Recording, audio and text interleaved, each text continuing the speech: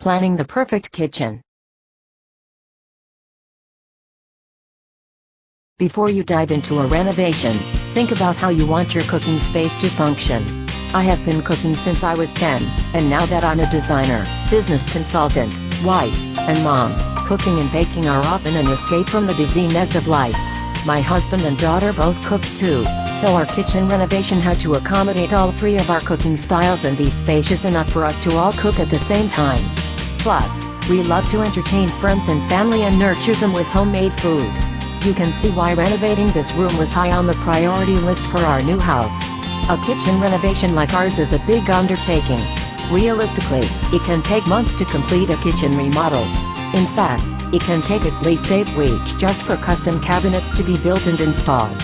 We took our kitchen down to the studs and even moved some walls to make it our dream layout. But construction is only half the challenge.